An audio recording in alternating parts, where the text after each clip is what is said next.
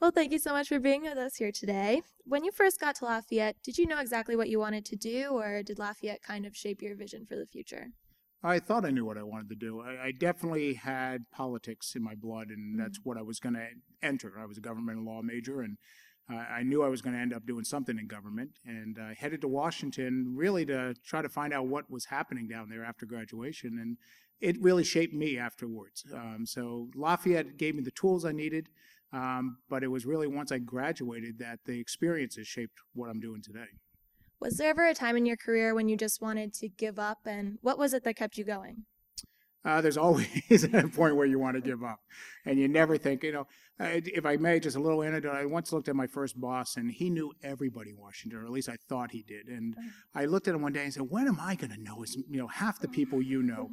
And I just thought it was such a daunting task to do that. And I look back on it today, and 25 years later, I have similar experience, but it's one of my colleagues who's looking up to me saying, Yeah. wow, you know so many people in Washington, or you have this experience. So there's always a time when you want to give up, but then you look at the positives. What is it that you like about what you're doing? What is it that you want to be doing? What is it that makes you happy? As long as you keep pursuing that, you're going to be fine. Good to know. All right, so here you are now, Vice President of Government and Public Affairs at Taser. What do you think played the biggest role in attaining your success? Wow. I think a little bit was just keeping my options open and being willing to accept what was happening in front of me.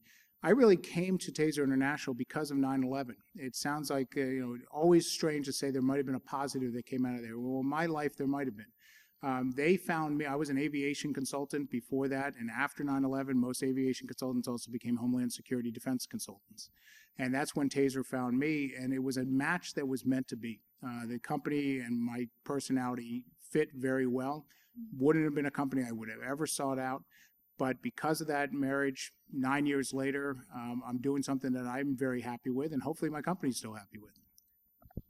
Can you tell us two or three important skills that graduates need in order to succeed in their careers? I think basic skills, thinking, being able to be observant and being analytical about what you observe and being able to articulate that to another individual. Biggest thing that we're losing today is the ability to communicate, be able to communicate ideas. We communicate today, young people communicate with their thumbs. You're texting each other back and forth.